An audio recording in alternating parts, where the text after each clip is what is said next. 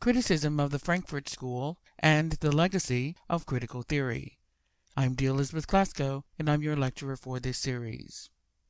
There were many criticisms of the Frankfurt School, but for our immediate purposes here, their condemnation and dismissal of popular culture made them appear elitist.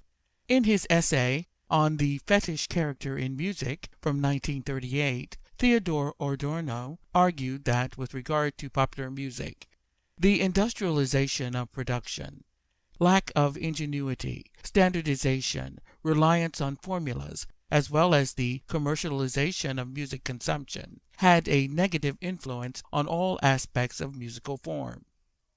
He wrote, "Music for entertainment seems to complement the reduction of people to silence, the dying out of speech as expression, the inability to communicate at all. It inhabits the pockets of silence that develop between people molded by anxiety, work, and undemanding docility. Everywhere it takes over unnoticed the deadly sad role that fell to it in the time and the specific situation of the silent films. It is perceived purely as background."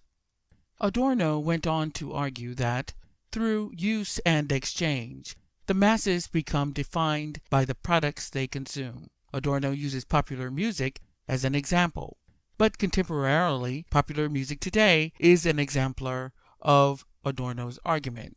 In the case of popular music, just as Adorno argued, when one particular song or series of songs scored a great success, hundreds of others sprang up imitating the successful one.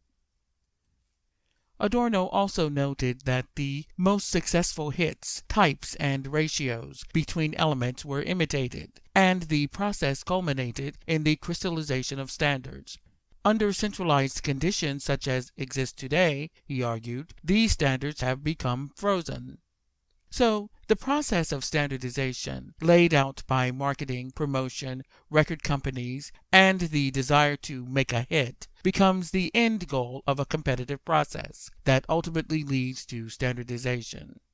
Explaining how it is that consumers keep purchasing and coming back for more products promulgated by the culture industry, Adorno extolled that consumers' creativity is so dulled that they look to fill their brief leisure time with entertainment that requires little in the realm of effort or independent thinking. The product, according to Adorno, is predictable and easy to digest.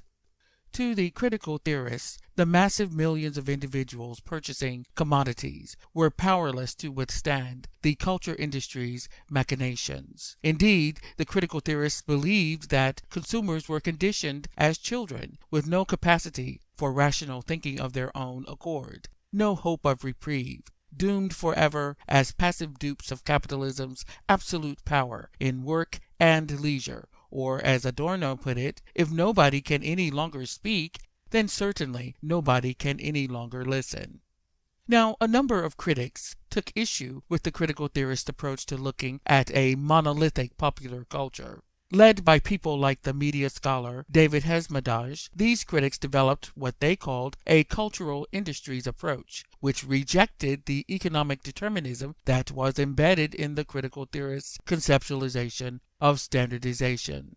The critics emphasized the way cultural artifacts are contested throughout their creation, at the moment of conception, throughout the production process, and on to the audience, and back again to producers. These symbol creators, as Hesmondhalgh elucidates, should not be looked upon for their production expertise alone.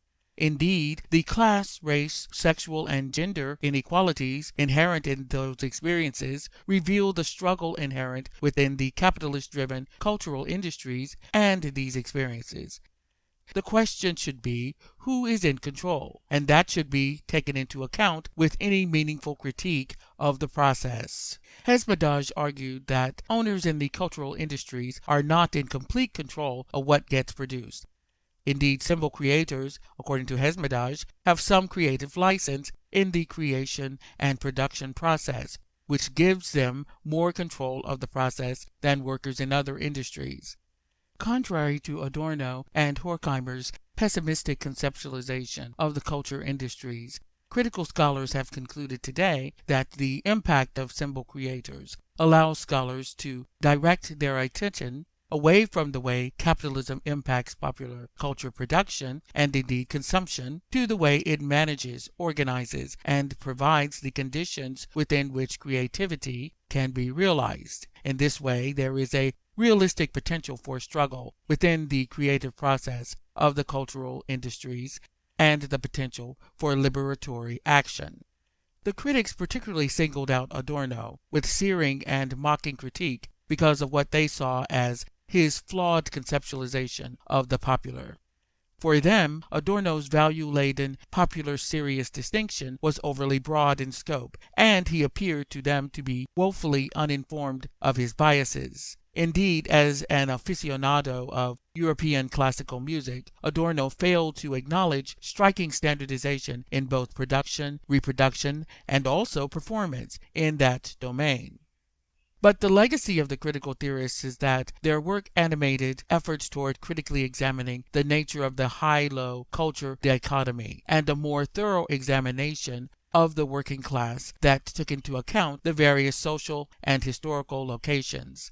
As revealed by the works of the cultural critical theorists like Raymond Williams, Richard Hogarth, Stuart Hall, Paul Gilroy, and others, classifying popular culture into merely good versus bad dismisses or ignores completely organically produced art. It not only eliminates audience agency and the possibility of struggle, but fails to acknowledge the value-laden arc of their endeavor. I'm D. Elizabeth Glasgow. Thanks for watching. Please like and subscribe.